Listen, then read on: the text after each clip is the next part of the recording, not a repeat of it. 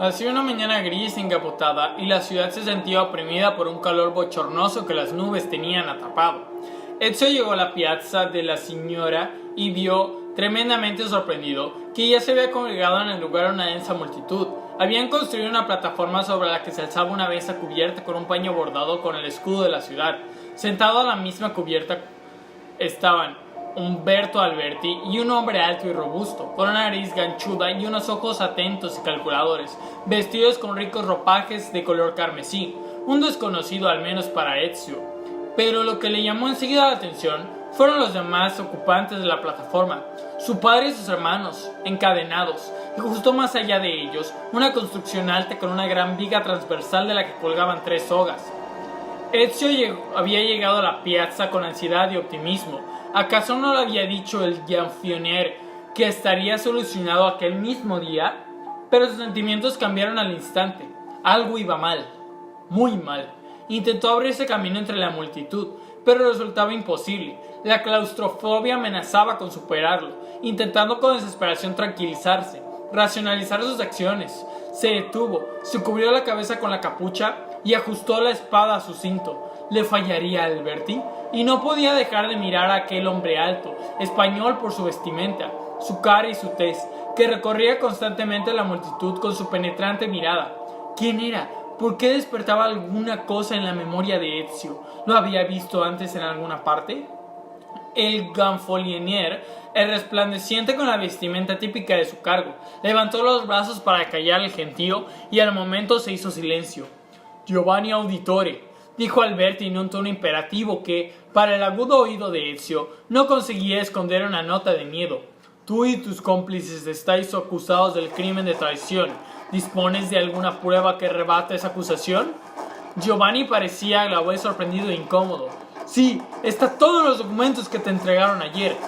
Pero dijo entonces Alberti, no tengo noticias de ningún documento, Auditore. Ezio se dio cuenta enseguida de todo aquello era un juicio amañado, y no podía comprender lo que parecía una traición de gran calibre por parte de Alberti. Gritó, ¡es mentira! Pero su grito quedó sofocado por el ruido de la multitud. Intentó acercarse más, abriéndose paso a empujones entre los airados ciudadanos. Pero eran muchos, y estaba atrapado en medio de todos ellos. Alberti había vuelto a tomar la palabra. Se han reunido y examinado las evidencias que hay contra ti. Son irrefutables. En ausencia de cualquier prueba que demuestre lo contrario, mi cargo me obliga a declararte a ti y a tus cómplices, Federico y Petruccio, in absentia, a tu hijo Ezio, culpables del crimen que estáis acusados. Hizo una pausa mientras la multitud se quedaba de nuevo en silencio. En consecuencia, os sentencio a todos a muerte. La sentencia sería llevada a cabo de inmediato. La multitud volvió a rugir. Cuando Alberti dio la señal, el verdugo preparó las sogas, mientras 2 de sus ayudantes cogían al pequeño Petruccio, que luchaba por reprimir sus lágrimas, y lo conducían al cadalso. Le colocaron la soga al cuello mientras el niño rezaba apresuradamente y el sacerdote rociaba su cabeza con agua bendita. El verdugo tiró entonces de una palanca situada a un lado del patíbulo y el pequeño quedó colgando, pataleando en el aire hasta quedarse inmóvil. ¡No!, pronunció Ezio sin poder creer lo que había en sus ojos. ¡No, Dios mío, por favor! ¡No! Pero sus palabras quedaron ahogadas en su garganta, la sensación de pérdida superándolo todo. Federico fue el siguiente, vociferando su inocencia y la de su familia, luchando en vano de tratar de liberarse de los guardias que lo conducían hacia la soga. Ezio, fuera de sí, intentando desesperadamente poderse mover, vio una solitaria lágrima cayendo por la demacrada mejilla de su padre. Horrorizado, Ezio observó cómo su hermano mayor y mejor amigo se convulsionaba colgado de la cuerda. Tardó más tiempo que Petruccio en abandonar este mundo, pero también él acabó quedándose finalmente inmóvil, balanceándose en la soga. El crujido de la viga de madera era el único sonido que rompía el silencio. Ezio trató de combatir la incredulidad que creía en su interior. ¿Podía ser verdad que esto estuviera pasando? La multitud empezó a murmurar, pero una voz firme le hizo callar. Estaba hablando Giovanni Auditore. Eres tú quien es un traidor, Uberto. Tú, uno de mis más queridos amigos y socios, a quien le confié mi vida. Y yo soy un estúpido. No supe ver que tú eras uno de ellos. Y para decir esto levantó la voz hasta convertirla en un grito de angustia y de rabia. tal vez hoy nos robes la vida, pero ten en cuenta lo siguiente, nosotros nos llevaremos a cambio la tuya. Inclinó la cabeza y se quedó en silencio, un silencio profundo, interrumpido tan solo por el murmullo de las oraciones del sacerdote, que seguía a Giovanni Auditore mientras éste caminaba con dignidad hacia el cadalso y encomendaba su alma a su última gran aventura.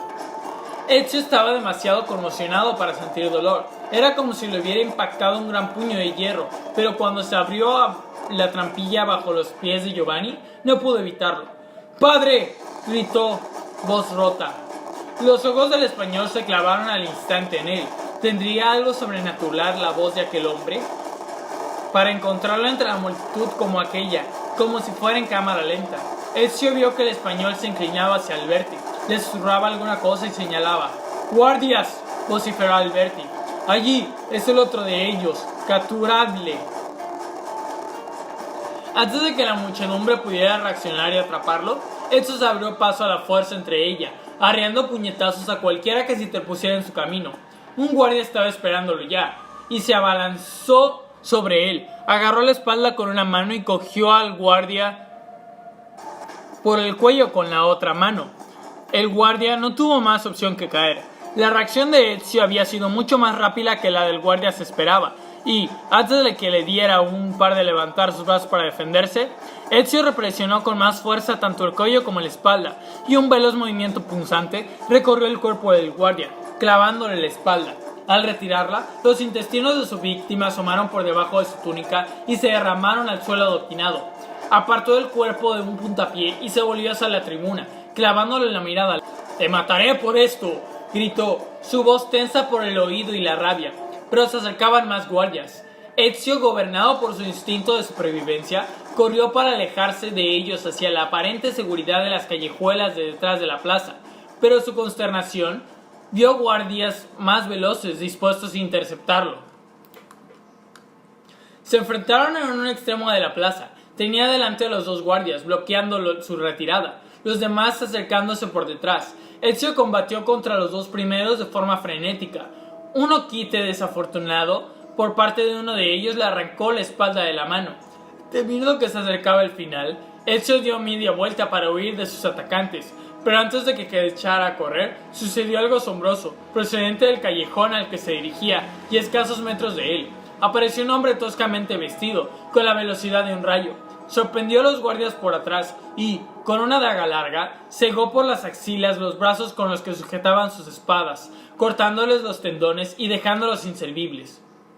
Se movió con tanta rapidez que Ezio apenas pudo seguir con la vista cómo retiraba la espada a uno de los caídos y se abalanzaba a él. Ezio lo reconoció de pronto y olió una vez más aquel fuerte olor a cebollas y ajo. En aquel momento, ni las rosas damasenadas le habrían olido mejor. «Vete de aquí», dijo el hombre, y él también se fue. Ezio echó a correr por la calle y se sumergió en los pasadizos y callejones que también conocía de sus salidas nocturnas con Federico.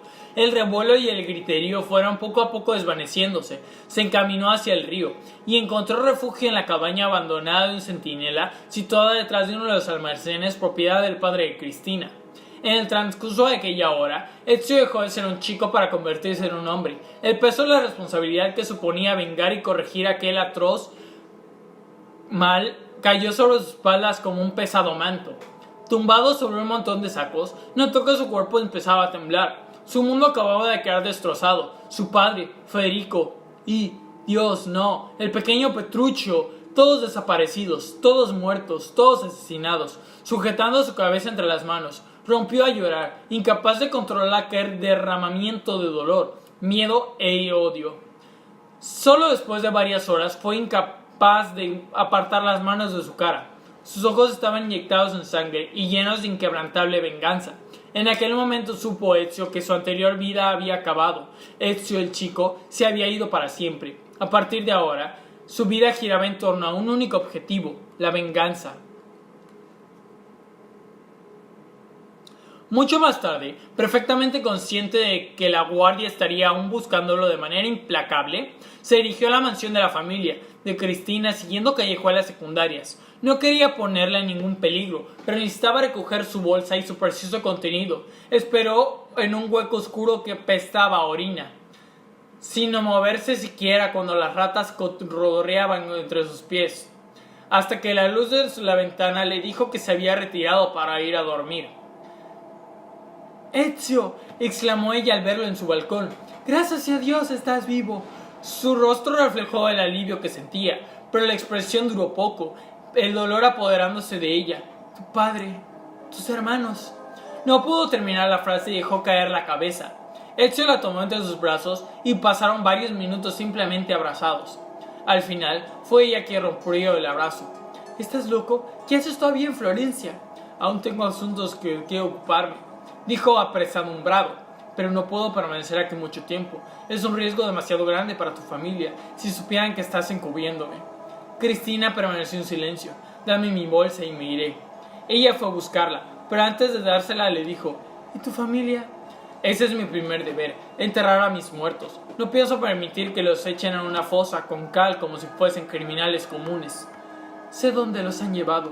«¿Cómo lo sabes? En la ciudad se ha hablado de otra cosa en todo el día, pero ahora no habrá nadie por allí.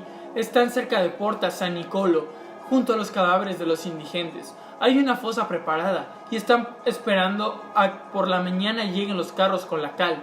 «Oh, Ezio». Ezio habló manteniendo con calma pero muy serio. «Debo ocuparme de mi padre y mis hermanos tengan la partida de este mundo que se merecen. No puedo ofrecerles una misa de requiem, pero puedo salvar sus cuerpos con dignidad». «¿Iré contigo?» «No, ¿te das cuenta de lo que significaría que te sorprendiesen conmigo?» Cristina bajó la vista. «Debo preocuparme también de que mi madre y mi hermana estén a salvo, y le debo a mi familia una muerte más. Dudo. Entonces me marcharé, quizá para siempre. La pregunta es, ¿vendrás conmigo?» Ella dio un paso atrás y Ezio vio en su mirada una multitud de emociones en conflicto. Había amor profundo y duradero, pero el tiempo que había transcurrido desde el primer día que la tuvo en sus brazos, él había madurado mucho más que ella. Cristina era una niña aún. ¿Cómo podía pretender que hiciera un sacrificio como aquel? «Quiero hacerlo, Ezio, no sabes cuándo, pero mi familia, eso mataría a mis padres». Ezio la miró con amabilidad. Pese a ser de la misma edad, sus recientes experiencias lo habían hecho madurar mucho más que a ella. Él ya no tenía familia de la que depender, solo responsabilidad y deber, y aquello era muy duro. «Me he equivocado preguntándotelo, y quién sabe, quizás algún día cuando todo esto quede atrás». Se llevó las manos al cuello y entre los pliegues de sus ropajes localizó un medallón de plata colgado a una de sus finas caderas doradas. Se lo quitó. El medallón tenía un dibujo sencillo, la letra A de su apellido. «Quiero que te lo quedes. Tú, cógelo, por favor». Cristina lo aceptó con manos temblorosas, llorando. Lo miró y a continuación lo miró a él, para darle gracias, para darle alguna excusa más, pero Ezio se había ido. En la orilla del sur del Arno, cerca de la Porta San Nicolò, Ezio se localizó al desolado lugar donde yacían los cuerpos junto a una gran fosa excavada en la tierra. Dos guardias de aspecto lastimero, simples reclutas a tenor de su aspecto, patrullaban por las cercanías, arrastrando sus alabardas más que portándolas con garbo. Ver sus uniformes excitó la ira de Ezio y su primer instinto fue matarlos, pero después pensó que ya había presenciado suficientes muertes aquel día. Y no eran más que chicos de campo obligados a vestir aquel uniforme en busca de una vida mejor.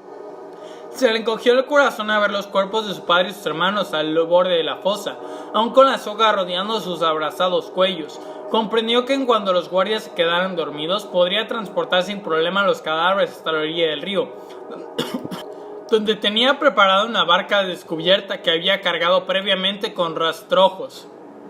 Eran casi las 3, y cuando terminó su tarea, la débil luz del amanecer empezaba ya a blanquear el cielo por el este. Se encontraba a orillas del río, contemplando cómo la barca cargada de los cuerpos de su familia en llamas se dejaba arrastrar lentamente por la corriente rumbo al mar, y siguió contemplándola hasta que la luz del fuego desapareció en la distancia. Regresó entonces a la ciudad, su dolor reemplazado por una impecable determinación. Aún le quedaba mucho que hacer, pero ante todo, necesitaba descansar. Volvió a la cabaña del centinela y se acomodó como pudo. Un sueñecito no le iría mal, pero ni siquiera durmiendo consiguió que Cristina abandonara sus pensamientos o sus sueños. Conocía aproximadamente el paradero de la casa de la hermana de Annetta, aunque nunca había estado allí. Ni siquiera conocía a Paola, pero Annetta había sido su nodriza y sabía que, de poder confiar en alguien, tenía que ser en ella. Se preguntó si conocería ya el destino de su padre y sus hermanos, y, de ser así, si se lo habría explicado a su madre y su hermana. Se acercó a la casa con mucho sigilo, dando un rodeo y, en la medida de lo posible, cubriendo la distancia a la carrera y agachado por encima de los tejados para evitar las calles donde, con toda seguridad, Uberto Alberti tendría a sus hombres buscándolo. Ezio no podía dejar de pensar en la traición de Alberti. ¿A qué facción se refería su padre cuando habló en el patíbulo? ¿Qué pudo haber hecho Alberti a llevar a muerte a uno de sus más íntimos aliados? Ezio sabía que la casa de Paola estaba en una calle justo al norte de la catedral, pero cuando llegó allí no pudo adivinar cuál era. En las fachadas de los edificios había escasos carteles que los identificaran, y no podía permitirse el lujo de andar merodeando por allí porque podían reconocerle. A punto estaba de irse cuando vio a Annetta en persona acercándose desde la Piazza San Lorenzo. Se bajó la capucha para que su rostro quedara camuflado por las sombras y se aproximó a ella, caminando a paso normal, intentando mezclarse con los demás ciudadanos que circulaban por la calle. Pasó al lado de Annetta y se alegró al ver que ni siquiera ella daba muestras de haberlo reconocido. Unos metros más adelante, dio media vuelta y aceleró el paso hasta quedarse a su lado. Annetta tuvo aquella agudeza de no volver la cabeza. «Ezio, estás a salvo». «No exactamente. ¿Están mi madre y mi hermana?» «Están protegidas. Oh, Ezio, tu pobre padre y Federico y...» Sofocó un sollozo. «El pequeño Petruccio. Vengo justo ahora de San Lorenzo. Le he puesto una vela a San Antonio por ellos. Dicen que el duque regresará muy pronto. Tal vez. Están mi madre y Claudia al corriente de lo sucedido. Hemos pensado que era lo mejor no decírselo». Ezio reflexionó en un instante. «Es mejor así. Solo lo diré cuando llegue el momento». Hizo una pausa. «¿Me llevarás hasta ellas? No he podido identificar la casa de tu hermana». «Ahora voy hacia allí. Sígueme». Se retrasó un poco, pero sin perderla de vista. El lugar donde entró tenía la fachada sobria y con el aspecto de la fortaleza de la mayoría de los edificios grandiosos de Florencia. Pero una vez adentro, Ezio se quedó atónito. No era precisamente lo que se esperaba. Se encontró en un salón de gran tamaño y techos altos ricamente decorado. Estaba oscuro, un ambiente cerrado. Las paredes estaban cubiertas con festones de terciopelo en tonos granates y marrones oscuros intercalados con tapices orientales que describían escenas de inequívoco lujo y placer sexual. La estancia estaba iluminada por la luz de las velas y en el aire flotaba un aroma a incienso. El mobiliario estaba integrado principalmente por mullidos sofás cama cubiertos con cojines de baloso volcado y mesillas bajas sobre las que había bandejas con jarras de plata con vino, copas de cristal veneciano y recipientes dorados con dulces. Pero lo más sorprendente era la gente que ocupaba la estancia. Una docena de bellas chicas, vestidas con seda y rasos de tonos amarillos y verdes, al estilo florentino, pero con faldas con cortez hasta lo más alto del muslo y con profundos escotes que poco dejaban a la imaginación, excepto la promesa de donde no debería aventurarse. En las tres paredes de la sala, por debajo del fostenes y tapices, había diversas puertas. Ezio miró a su alrededor, en cierto sentido sin saber dónde mirar. ¿Estás segura de que está en el lugar?, le preguntó a Annetta. Más cierto, y aquí está mi hermana que viene a recibirnos. Vio acercarse hacia ellos una mujer elegante, que debía rozar los 40, pero parecía 10 años más joven, tan bella como cualquier principecha, y mejor vestida que la mayoría. Su mirada escondía una velada tristeza, aumentada en cierta manera por la carga sexual que transmitía su persona, y Ezio, con todo lo que tenía en la cabeza, se sintió conmovido. Le tendió una mano con dedos largos y cargada de joyas. Encantada, Ezio, le lanzó una mirada de evaluación. Annetta habla muy bien de ti, ahora entiendo por qué. Ezio, sonrojándose sin poder evitarlo, replicó. Aprecio tan amables palabras, Madonna. Llámame Paola, por favor. Ezio hizo una reverencia. No sé cómo expresar mi gratitud por haber dado protección a mi madre y a mi hermana. Quiero decir, Paola. Es lo mínimo que podía hacer. ¿Están aquí? ¿Podría verlas? No están aquí. no es lugar para ellas, y algunos de mis clientes ocupan lugares muy destacados en el gobierno de la ciudad. En este lugar, entonces, si me disculpas, ¿es lo que imagino que es? Paola se echó a reír. Por supuesto, pero es que sea algo distinto a esos tugurios que hay en los muelles. Es pronto para que haya trabajo, pero nos gusta estar preparadas. Siempre puede haber alguno que otro visitante ocasional de camino al trabajo. Llegas en el momento perfecto. ¿Dónde está mi madre? ¿Dónde está Claudia? Están a salvo, Ezio, pero es demasiado arriesgado llevarte ahora que las veas, y debemos comprometer a su seguridad. Lo arrastró hacia un sofá y se sentó con él. Annetta, mientras tanto, desapareció en las entrañas de la casa para no dedicarse a sus cosas. Creo que lo mejor será, continuó Paola, que abandones Florencia con ellas en cuanto tengas oportunidad, pero primero necesitas descansar, tienes que recuperar fuerzas, pues te espera por delante un camino largo y complicado. Tal vez te gustaría... Muy amable, Paola, dijo interrumpiéndola educadamente. Y tienes razón con tu sugerencia, pero en estos momentos no puedo quedarme. ¿Por qué? ¿Dónde tienes que ir? Durante la conversación, Ezio había ido tranquilizándose a medida que sus pensamientos acelerados iban encontrándose. Finalmente, había sido capaz de quitarse de encima su conmoción y su miedo, pues había tomado una decisión y encontrando un objetivo irrevocables ambos. Voy a matar a Uberto Alberti, dijo. Paola adoptó una expresión de preocupación. Comprendo tu deseo de venganza, pero el Gonfalonier es un hombre poderoso y tú no eres un asesino por naturaleza, Ezio. El destino está convirtiéndome en ello, pensó. Pero dijo en cambio, con toda la educación posible, ahórrate el discurso. Estaba convencido de su misión. Paola hizo caso omiso y finalizó su frase. Pero yo puedo convertirte en uno. Ezio reprimió su recelo. ¿Y por qué querrías enseñarme a matar? Ella movió la cabeza de un lado a otro. Para enseñarte a sobrevivir. No estoy muy seguro de que necesite ningún tipo de formación por tu parte. Ella sonrió. Sé cómo te sientes, pero permíteme, por favor, ayudarte a pulir esas habilidades que estoy segura de que posees de forma natural. Considera mis enseñanzas como una arma tradicional en tu arsenal. Paola inició la formación aquel mismo día, reclutando a las chicas que estaban libres y a los criados de confianza para que la ayudaran. En el jardín de detrás de la casa, rodeado de altos muros, organizó a 20 personas a su servicio en 5 grupos de 4. Empezaron entonces a dar vueltas por el jardín, cruzándose entre ellas, hablando y riendo, algunas de las chicas lanzando atrevidas miradas a Ezio y sonriéndole. Ezio, que seguía con su preciosa bolsa colgada a un lado, se mostró inmune a sus encantos. Bien, le dijo Paola, la discreción es crucial en mi profesión.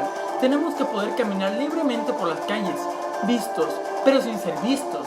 Debes aprender a mezclarte con los demás como nosotras y a convertirte en un más entre el gentío de la ciudad. Ezio estaba a punto de protestar, pero ella levantó la mano. Lo sé, Annetta me ha dicho que no le haces del todo mal, pero tienes que aprender más cosas. Quiero que elijas un grupo e intentes mezclarte con sus componentes. El objetivo es que yo no pueda distinguirte. Recuerda lo que estuvo a punto de ocurrirte durante la ejecución. Aquellas duras palabras incitaron a Ezio. Aunque era una tarea que de entrada no le parecía complicada, siempre y cuando utilizara su discreción. Pero aún así, bajo la mirada implacable de Paola, le resultó más difícil de lo que imaginaba. Se dio torpes empujones contra los demás, tropezó alguna que otra vez, haciendo que las chicas o los criados del grupo que había elegido se apartasen de él, dejándolo al descubierto. A pesar de que el jardín era un lugar agradable, soleado y exuberante, y de que todos los pájaros gorjeaban en sus decorativos árboles, para Ezio acabó convirtiéndose en un laberinto de calles hostiles de la ciudad. Todos son transeúntes, enemigos en potencia, y estaba exasperado con las incesantes críticas de Paola. ¡Cuidado!, decía. No puedes ir por ahí dando esos empujones. Muestra un poco de respeto hacia mis chicas. Anda con cuidado cuando estés cerca de ellas. ¿Cómo piensas confundirte entre el gentío si no paras de dar empujones? Oh, Ezio, esperaba algo mejor de ti. Pero por fin, al tercer día de los comentarios mordientes disminuyeron y a la mañana del cuarto consiguió pasar por delante de las narices de Paola sin que ella se diera ni cuenta. De hecho, después de 15 minutos sin pronunciar palabra, Paola gritó: «Está bien, Ezio, me doy por vencida, ¿dónde estás?». Satisfecho, apareció entre un grupo de chicas convertido en la perfecta imitación de uno de los jóvenes criados de la casa. Paola sonrió y aplaudió, y todos los demás se sumaron al aplauso. Pero el trabajo no acababa ahí. Ahora has aprendido a confundirte con la multitud, le dijo Paola a la mañana del día siguiente. Voy a enseñarte cómo utilizar tus recién adquiridas habilidades para robar. Ezio puso reparos, pero Paola explicó. Es una habilidad básica de supervivencia que podrías necesitar en tu viaje. Un hombre no es nada sin dinero, y es posible que no siempre te encuentres en posición en ganarlo honestamente. Sé que nunca le robarías nada a nadie que pudiese permitírselo perderlo, ni a un amigo. Considéralo como una hoja de cortaplumas, que rara vez se utiliza, aunque es bueno saber que está ahí. Aprender a convertirse en un carterista fue mucho más complicado. Conseguía acercarse sigilosamente a las chicas con bastante éxito, pero en cuanto aproximaba la mano al bolsillo que llevaban al fajín, todos gritaban ¡Ah, ladro! Y huían de él. Cuando por primera vez logró hacerse con unas cuantas monedas, se quedó plantado desde donde estaba durante un momento, triunfante, pero acto seguido sintió caer una pesada mano sobre sus hombros. ¡Te arresto!, dijo sonriendo un criado que representaba el papel de vigilante de la ciudad, pero Paola no sonreía. En cuanto consigas robar algo, Ezio, dijo, no puedes quedarte allí plantado. Pero aprendía con rapidez y empezaba a valorar la necesidad de adquirir las habilidades que le enseñaban y que eran necesarias para culminar su misión. Cuando consiguió desplumar con éxito a 10 chicas, las 5 últimas sin siquiera Paola se diera cuenta de ello. Esta le anunció que el entrenamiento había terminado. «Volvé al trabajo, chicas», dijo. «Se ha acabado la hora de juegos». «¿De verdad?», murmuraron a regañadientes las chicas cuando se despidieron de Ezio. «Es tan mono, es tan inocente». Pero Paola se mostró implacable.